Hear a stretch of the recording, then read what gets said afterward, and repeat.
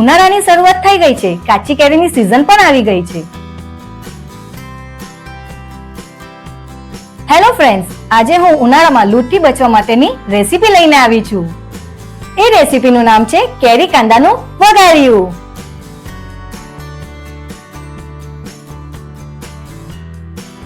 જય શ્રી કૃષ્ણ ફ્રેન્ડ્સ, હું બોસ્કી જરીવાલા સુરતથી.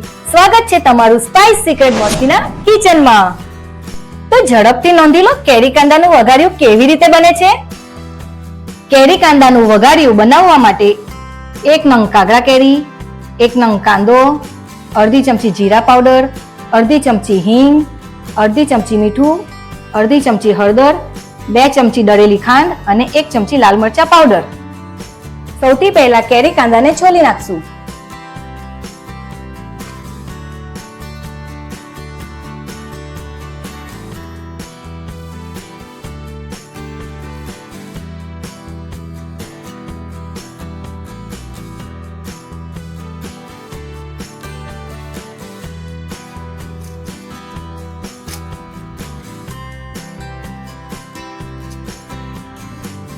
કાંદાને પણ આ રીતે છોલી નાખશું.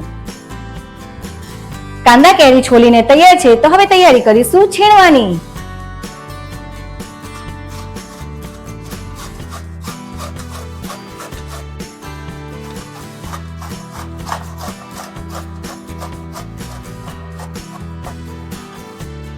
કેરી છીણીને તૈયાર છે. હવે આવી રીતે જ કાંદાને છીણી નાખશું.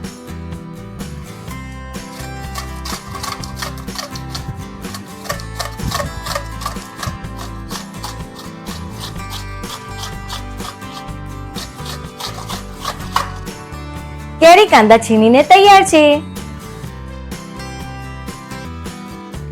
ફ્રેન્ડ્સ, કેરીની નવી નવી રેસીપી જોવા માટે મારી ચેનલ સ્પાઇસ સિક્રેટ બોસ્કીને ઝડપથી સબસ્ક્રાઇબ કરી લો.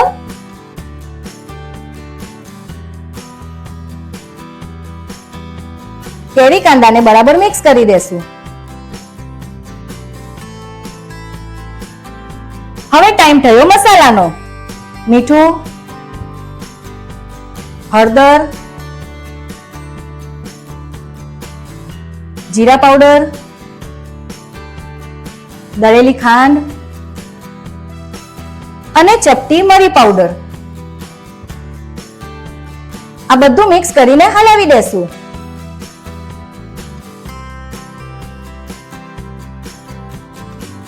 મસાલો મિક્સ કરીને તૈયાર છે. તો કેરી કાંદાના છીણને એક બાઉલમાં કાઢી નાખશું.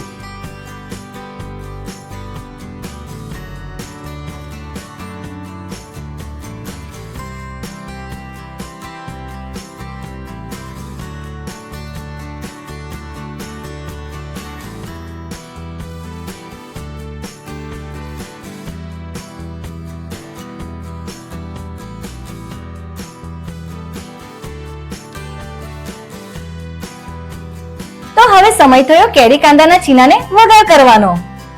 કેરી કાંદાના છીણાને વઘારિયું બનાવવા માટે વઘારિયામાં 3 ચમચી જેટલું તેલ લઈ લેશું અને ગરમ થવા દેશું. તેલ ગરમ થઈ ગયા પછી હિંગ અને લાલ મરચા પાવડર નાખી વઘાર કરી દેશું.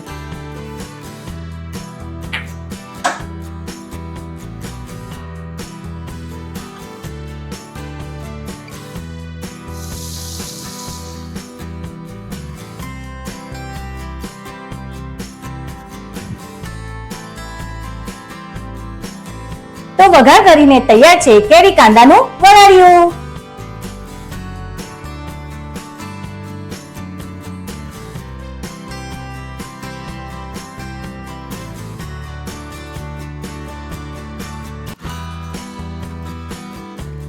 તો ટાઈમ થયો સર્વિંગનો.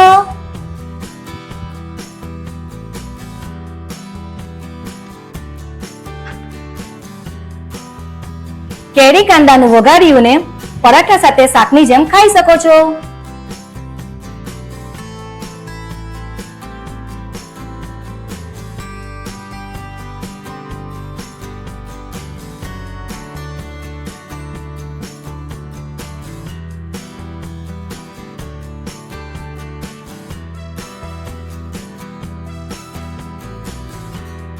જો તમને મારી કેરીની આ રેસીપી ગમી હોય તો મારી ચેનલ સ્પાઇસ સિક્રેટ વોસ્કીને લાઈક કરો, સબસ્ક્રાઇબ કરો અને બેલ આઇકોન બટન જરૂરથી દબાવજો. જય શ્રી કૃષ્ણ.